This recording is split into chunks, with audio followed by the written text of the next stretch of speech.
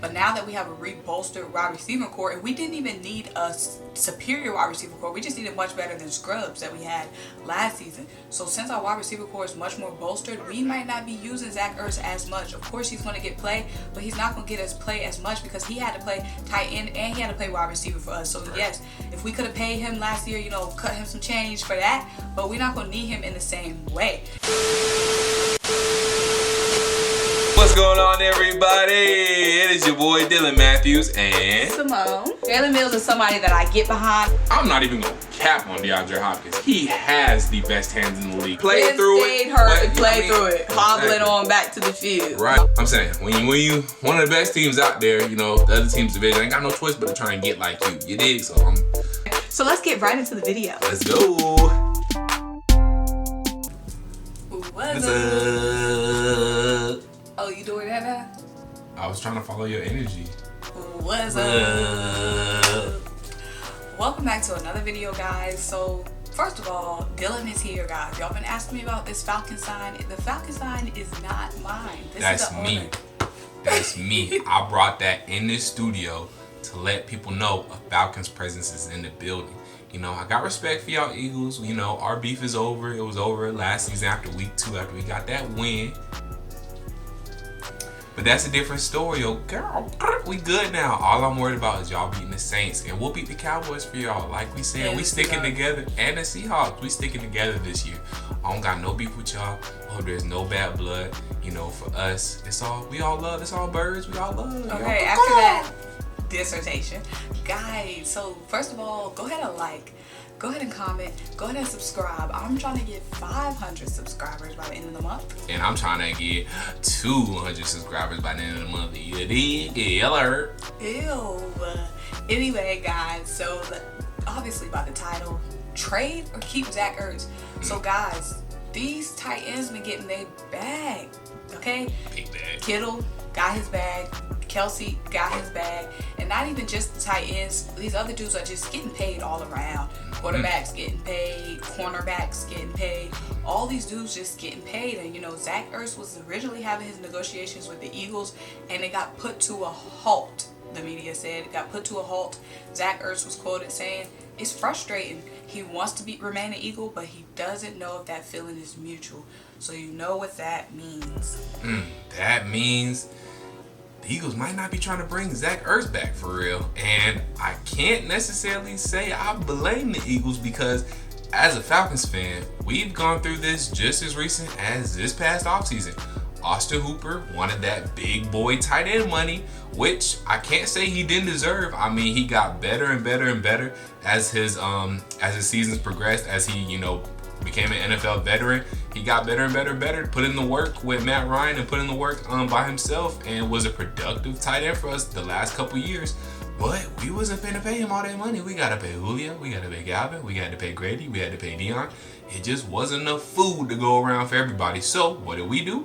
We traded for a younger and possibly more productive and most importantly cheaper tight end Hayden Hurst. And a lot of people saying that Hayden Hurst could be better than Austin Hooper. And the reports are in Philly, Dallas Goedert could end up being better, if not just as good as Zach Ertz. So if that's the case, why not go with the cheaper option? And we do love Dallas Goedert. And the thing is, it's definitely some analysis here. We're definitely going to get into it. So obviously, you guys had to go external and get Hayden Hurst, but we do have an internal guy in Dallas Goedert that can step up in Zach Ertz's position. Because like you said, it's a lot of mouths to feed. Everyone can't get paid. So we do have to take that in consideration. Also, with Zach Ertz, love the guy, but we were so tight end heavy last season. Zach Ertz had to be the guy. Right. We led our receptions were led by tight ends. We were one of the only few teams in the NFL to have our reception yards led by tight ends, but that's because our wide receiver core was so busted. Dallas and Zach had to do a lot of the heavy lifting. But now that we have a re-bolstered wide receiver core, and we didn't even need a superior wide receiver core, we just needed much better than scrubs that we had last season. So since our wide receiver core is much more bolstered, we might not be using Zach Ertz as much. Of course, he's going to get play, but he's not going to get us play as much because he had to play tight end and he had to play wide receiver for us. So yes, if we could have paid him last year, cut him some change for that, but we're not going to need him in the same way. Now let me pull up some stats. And of course, stats are deceiving, but we're definitely going to look into each one of these stats. So Pro Football Focus in 2019, Dallas Goedert was ranked 6th among tight ends with an 82.7 grade.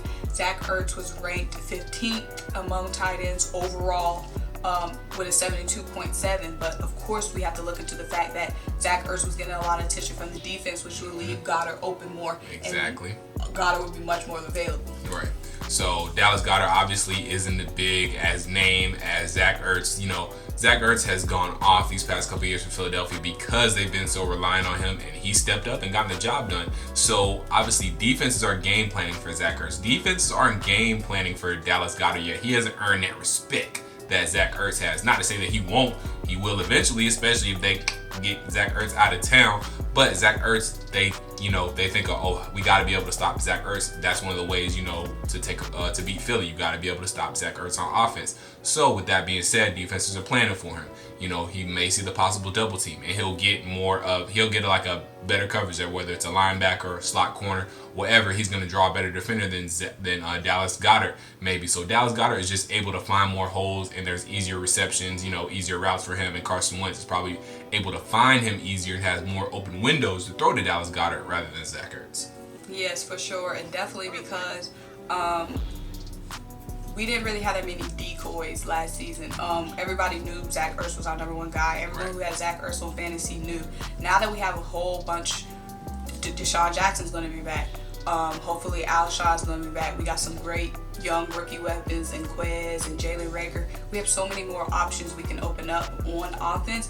It's not always going to have to be on Zach Ertz. And these other players like Deshaun Jackson, who can really stretch the field, Quez, who can stretch the field, Jalen, who can stretch the field, they could really be used as decoys for Zach Ertz. So things are going to be made much easier for Zach and Dallas, who are going to be playing in the tight end position. And I think that for the Philadelphia Eagles, when it comes to paying, I don't think we should have a lot of money tied up in Zach Ertz, just because we have a great, whoever's playing, Carson, Jalen, and that's a story for another day.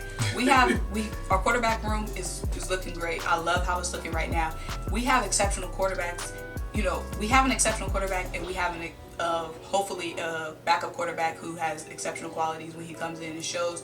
But we have a playmaker in Carson Wentz. So now that he has more weapons, he's going to make it easier for a lot of these guys. So we don't need an exceptional tight end because we have an exceptional quarterback who can make an average tight end, an average receiver look much better than they are. So we don't need to tie up a whole bunch of money in Zach Ertz. So if it comes down to it, we probably could just trade Zach Ertz. Love Super Bowl, baby, love ya. You and Julie cute, but y'all cute or whatever. But I just don't think it's worth having all the money tied up in a tight end. Like I said, we got a playmaker of a quarterback, two playmakers of a quarterback. So I just don't see it. And these other mouths are going to have to get fed soon. Exactly. It's not worth it. Like I said, I'll jump back to the whole side of it from the Atlanta Falcons perspective. We got an MVP in Matt Ryan. We have a Hall of Fame wide receiver in Julio Jones. Got an up-and-coming wide receiver in Calvin Ridley. So having Austin Hooper, he kind of ate off of, everybody paying attention to Julio, everybody paying attention to Calvin, and he just found open holes, and he was able to, thrive off that and make his bag off of that, and that wasn't here, that was in Cleveland, but, like I'm saying, when you have other weapons, you can kind of just fill in. Nobody was game planning for Austin Hooper, so it made it easy for him to get those yards, to get those receptions, and which got him that bag. So not to say that he wasn't reliable, but it was easier for him. He didn't have to put the team on his back, kind of like Zach Ertz did. So that's why we didn't feel the need to pay him. And for y'all got a great guy in Dallas Goedert who seems to be up and coming and able to get the same things done. And like I said, with y'all revamped wide receiver core back and healthy, y'all aren't going to need that same production that y'all did out of Zach Ertz. So there's not really a need to pay him anymore because there's not that much of demand for him anymore. Exactly. And we don't need a top Zach, of course, top 5 tight end. For sure. We don't need a top 5 tight end. We need a reliable, consistent guy who can catch. Exactly. And Zach Ertz, great for him. He's an exceptional tight end, but that's not what we need to put our money in. And when you see these teams,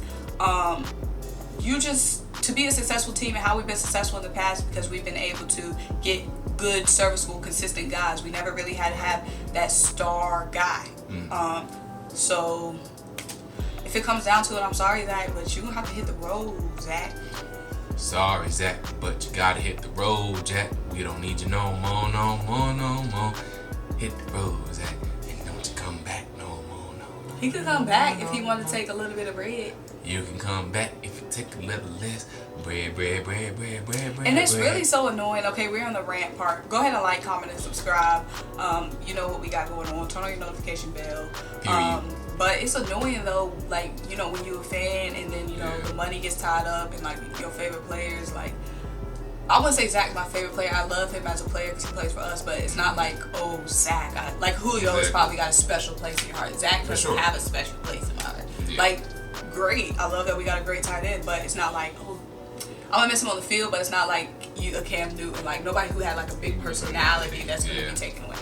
But it's just, it is how the game goes. So Zach, we're gonna be watching out. I say trade. Dylan says trade, and if he wants money, hella money, trade. Yeah, get something back for him. Yeah, if he wants hella money, trade. If he gonna chill and take a little pay cut, come on, stay. Run that two tight end offense. It's always good to have more weapons. So go ahead, let Carson throw it all around the field. He can pick Quez. Oh, he can pick DJ. Oh, he can pick Zach.